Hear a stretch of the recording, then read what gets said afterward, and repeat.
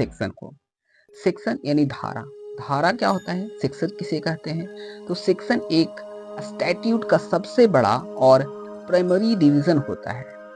यह किसी लॉ का मेन सब्जेक्ट मैटर को डिफाइन करता है। जो मेन होता है सब्जेक्ट मैटर, उसी को सेक्शन डिफाइन करता है।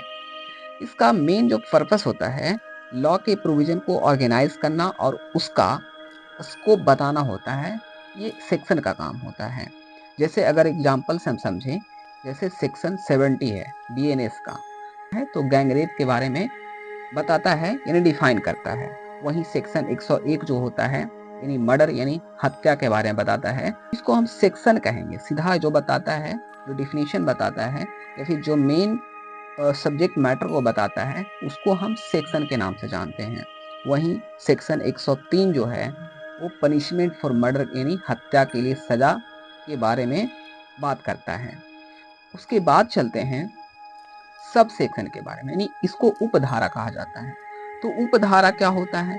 तो उपधारा यानी सब सेक्शन, सेक्शन के अंदर एक स्पेसिफिक पार्ट और होता है जिसको डिटेल में एक्सप्लेन करता है। मतलब ये जो सब सेक्शन होता है, कुछ और जो दिए हुए होते हैं डेफिनेशन के अंदर, उसको और थोड़ा उसको और अच्छे से इसको बताता है, जिसको सब सेक्शन कहते हैं।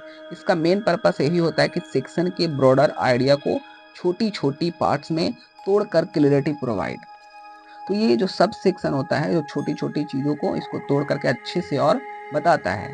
जैसे आप यहाँ पे देख सकते हैं कि सेक्शन जो है ऊपर दिया हुआ है सेक्शन 2 सब सेक्शन 1 है ना। इसको इसी तरीके से इसी नंबर में लिखते हैं सब सेक्शन को, represent as 1 2 3 etc within a section. तो सेक्शन के अंदर में ये 1 2 3 करके ये सब सेक्शन होते हैं।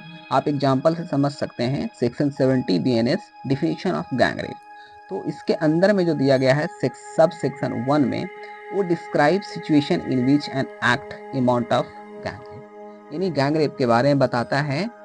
सब सेक्शन 1 को पूरे डिस्क्राइब करता है, उसके अलग अलग कि क्या सजा होगा, है ना, कितनी सजा होगी, ये सब सेक्शन में बताता है ना। उसके बाद सब सेक्शन 2 में भी है डिस्क्राइब पनिशमेंट, यानी पनिशमेंट के बारे में और भी डिटेल से डिस्क्राइब करता है। जो गैंग रेप में जो पनिशमेंट है उसके बारे में सब सेक्शन 2 में बताता है।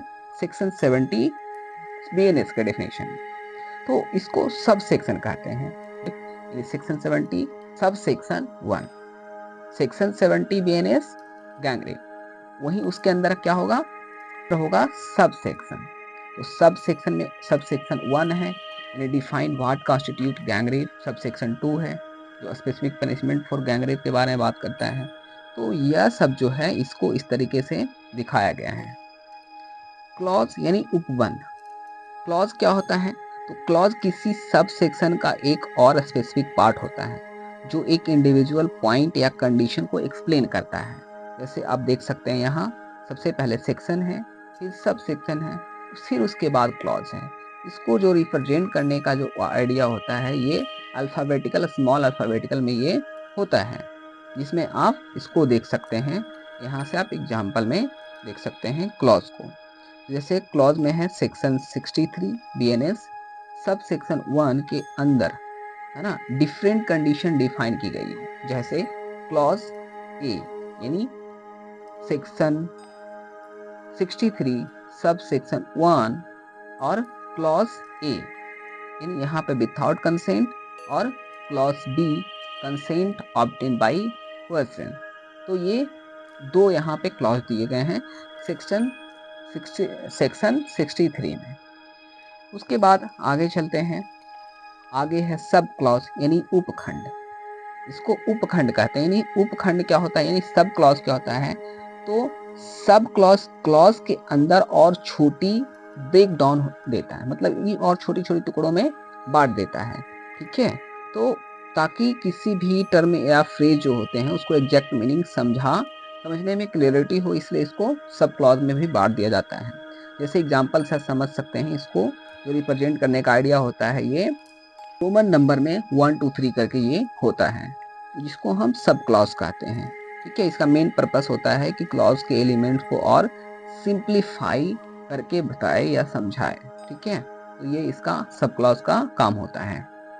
आप यहाँ से समझ सकते हैं इसको सब क्लॉज के बारे में। जो एग्जाम्पल है जैसे सेक्शन 63 है ना, क्लॉज बी में क्या है, कंसेंट ऑब्टेन बाय कोएर्जन के अंदर फर्दर डिटेल डिफाइन की गई है। जैसे sub clause 1 coercion by threat of death, और sub clause 2 coercion by threat of bodily harm.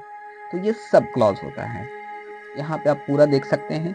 सबसे पहले सेक्शन है, उसके बाद सब सेक्शन जो नंबर में होता है 1 2 करके, उसके बाद क्लॉज जो अल्फाबेटिकल स्मॉल अल्फाबेटिकल होता है, उसके बाद सब क्लॉज 1 2 करके होता है जो रोमन नंबर में होता है, उसके बाद फिर से क्लॉज होगा, सब सेक्शन होगा। उसी प्रकार से ऐसा ये इसका स्ट्रक्चर बना हुआ होता है।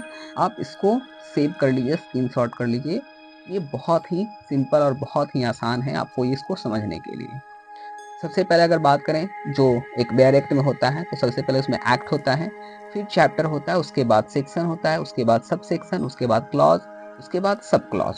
तो ये इसका पूरी प्रोसेस है एक बेयर एक्ट। अगर आपको अच्छा से पढ़ना सीखना चाहिए तो ये आप फॉलो इसको जरूर कीजिए और इसी ढंग से अच्छे से पढ़िए ताकि अच्छे से और भी याद हो सके।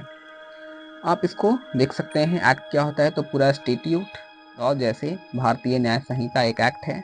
चैप्टर यानी एक्ट के अंदर चैप्टर्स जैसे बीएनएस का चैप्टर 17 है, offence against property of theft के बारे में बात करता है। सेक्शन थोड़ा मीनिंग गलत हो गया है, उसको सुधार लीजिए। तो सेक्शन होता है चैप्टर के अंदर इंडिविजुअल सेक्शन, जैसे सेक्शन 375 जो आईपीसी का बात कर रही है। सब सेक्शन को छोटे पार्ट्स में तोड़ा जाता है, जैसे section 375 sub section 1। Clause sub section के अंदर कंडीशन ये या रूल्स होते हैं, जैसे section 375 sub section 1 clause A. वहीं सब क्लॉज फिर क्लॉज के अंदर और डिवीजन होता है, जैसे section 375 sub section 1 clause A सब क्लॉज 1।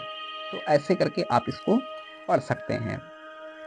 इसको आप सेव कर लीजिए, क्या है कैसे इसको पढ़ा जाता है क्या नहीं है।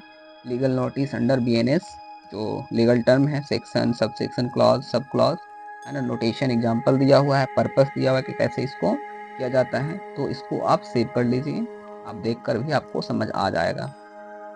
एग्जाम्पल में आप यहाँ देख सकते हैं कैसे दिया हुआ है ना। दोस्तों मुझे विश्वास है कि आपको यह वीडियो देखने के बाद आपको जरूर समझ में आया होगा कि सेक्शन सब सेक्शन और क्लॉज किसे कहते हैं।